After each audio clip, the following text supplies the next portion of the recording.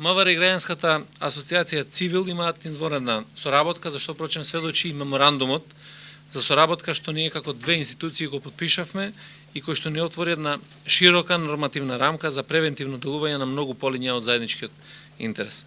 Во тој поглед и денешната дискусија која што беше инициирана од Цивил, а прифатена од страна на Министерството за внатрешни работи и од Националниот координатор за борба против насилниот екстремизам и радикализам, беше насочена токму кон решавање, разговори околу овој значаен глобален проблем кој што сите ние го имаме, а тоа е борбата против насилниот екстремизам, борбата против тероризмот, а сето тоа поврзани и со релативно поновиот феномен, а тоа е говорот на омраза и представува уште еден доказ за нашата решеност заеднички со граѓаните да действуваме како превентивно, така и на полето на креирањето на идеи, на концепти, на програми кои што ќе доведат до пооптимални решенија за сите горливи проблеми во македонското општество. Говоревме за потенцијалите на говорот на омраза, кој што во јавниот простор екзистира некако поинтензивно последниве 3-4 години како можен генератор на насилниот екстремизам, но исто така и за активностите на МВР кој будно ги следи состојбите во овој домен и реагира согласно законските надлежности обврски на секоја од пријавите. Разговаравме и за престојното граѓанско референдумско изјаснување и важноста за обезбедување на спокоен, цивилизиран амбиент, ослободен од секаков облик на закан или омраза, што би можеле да реперкуираат со последици по правото и слободната волја на секој наш граѓанин при престојното изјаснување. Благодарам. Благодарам, министер. Нема многу што да се докаже, да се додаде на ова што го зборуваше министерот Спасовски. Ние можеме да кажеме дека Цивил Центар за слобода веќе подолго време го имплементира проектот Заедниците против насилниот екстремизам, поддржан од Американската амбасада во Скопје. Во рамките на проектот ние преземаме многу теренски активности, имаме и низа анализи, а се разбира и препораки до институциите, до јавноста, до локалните, до националните власти и се разбира до медиумите и невладините организации. Во таа смисла, денеска е првиот од 6 циклуси на препораки со кои се обраќаме до јавноста и со благодарност кон министерот Спасовски, а се разбира и до националниот координатор за борба против насилниот екстремизам, радикализмот и тероризмот. Ние би сакале денеска да истакнеме 3 препораки кои се навистина важни, од кои третата е секако поврзана со секојдневието, односно со тековните настани и процеси. Прво и основно, тоа што го кажа и министерот Спасовски, а секако го повторуваме низа години наназад, е мултидисциплинарниот приод кон насилниот екстремизам. Министерството покажа, како и националниот координатор со националната стратегија за борба против насилниот екстремизам, дека мултидисциплинарниот приод е најдоброто решение за борба против насилниот екстремизам. Но тоа мора да се стави и во функција, односно да стане дел од платформите на сите невладини организации, например, од каде што доаѓаме и ние, кои треба да станат чии платформи треба да ги вклучат безбедносната култура, а во рамките на тоа се разбира и сваќањето и придонесот кон борбата против насилниот екстремизам.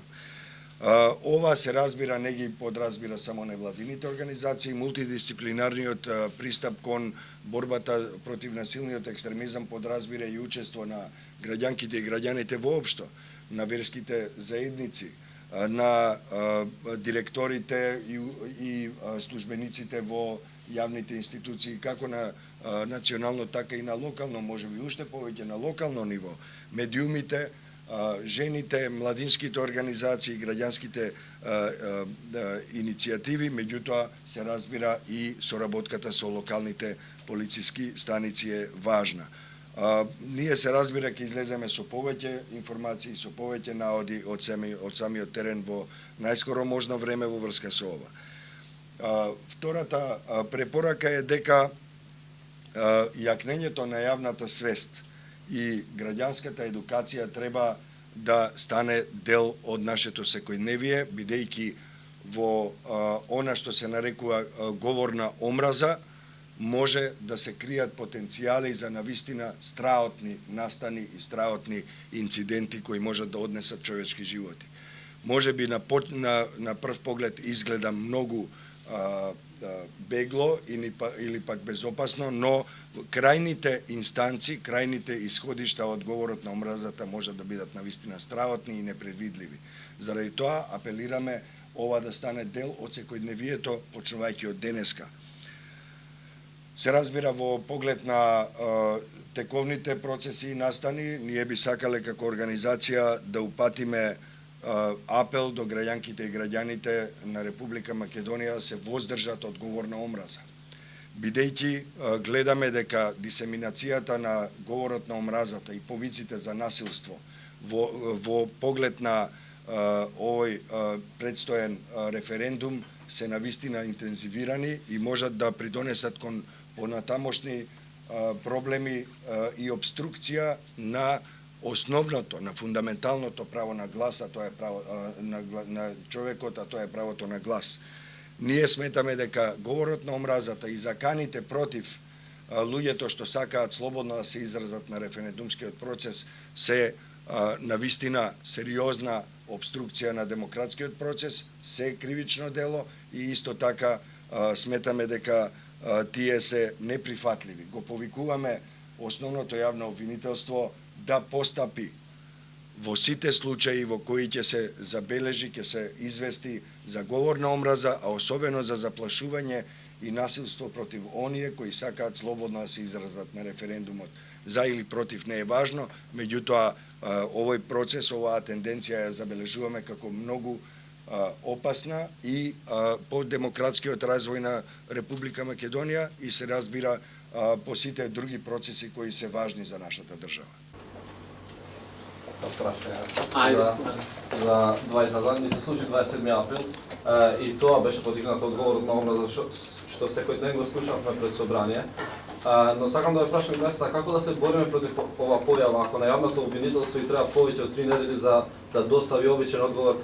Видеото на господинот Бачев е јавно, цела држава го виде, 3 недели се уште нема одговор од јавното обвинителство. Како да се бориме против ова појава ако нема ниту една пресуда за говор на омраза во оваа држава? Тоа е прашање што и ние го разговаравме и констатираме дека е потребен таков мултидисциплинарен пристап, посебно кон овие нови тенденции. Една од тие е и говорот на омраза. Ќе ни се отворат и многу други прашања кои што може да ни ја загрозуваат безбедноста. Сепак, кога говорам дека треба заеднички пристап, не мислам само на институциите на државата, туку тоа треба да го правиме сите заеднички. И медиумите, и граѓаните, и граѓанскиот сектор, а се согласувам дека репресивниот дел во делот на говорот на омраза е една суштинска работа која што треба да има конечен резултат. Јас очекувам дека и јавното обвинителство и другите институции кои што се задолжени ќе треба да преземат конкретни чекори во спречувањето на веќе настанати последици, би рекол, од говорот за омраза. Меѓутоа, многу поважно е како да делуваме превентивно, како да ја подигнеме јавната свест, како сите заеднички да допринесеме за тоа да се разбере дека говорот на омраза ја руши суштината на демократските принципи во Република Македонија и тука секој од нас има обврска за да се вклучиме во овие текови да помогнеме во овој дел. Јас имам две кратки поенти во поглед на вашето прашање, а тоа е следното. Прашањето е упатено најверојатно и до основното јавно обвинителство, кое уште еднаш покажува една бавност. Тоа нам, како на невладина организација, предпоставувам и вам како на јавност, ви значи дека таму се уште не е стигната демократијата и владењето на правото. Јас се надевам дека во најскоро време ќе видиме промена во таквото однесување и дека ова што јас сега го зборувам ќе излезе дека е всушност неточно. Јас многу се надевам дека нема да бидам во право. Второто е апел. На говорот на омразата не смее да се одговори со говор на омраза. Во ниеден случај, а уште помалку со насилство. Значи на говорот на омразата, повиците на насилство треба да се одговори со позитивни пораки, со повик на разговор и со насмевка, ако сакате. Дали МВР има информации дека може во претходниот период да се засилува говорот на омраза и да се генерираат инциденти евентуално на денот на одржувањето на референдумот? МВР во тој дел се подготвува наистина плански врз основа на сите процедури да обезбедиме и предреферендумски период, добра кампања, стабилен амбиент за да можеме да им дадеме шанса на граѓаните да ја носат својата одлука. Говорот на омраза ние го следиме секојдневно што се појавува во медиумите, на социјалните мрежи и така натаму. Тоа што треба да биде процесирано од страна на Министерството за внатрешни работи се процесира и тука мора да работат институциите на системот, меѓутоа не очекувам воопшто дека би имало такво загрозување на безбедноста во наредниот период, па дури предизвикано и со говор на омраза. Мисля, најважниот орган кој треба да се бори против радикализмот, тероризмот и екстремизмот, значи во ободот доста реформи, гледаме доста реформи. Кога ќе имаме конечни реформи во ободот, кога ќе има нови именувања, нови решенја, тоа може да очекуваме. Тоа е паушална констатација дека доцнат реформите.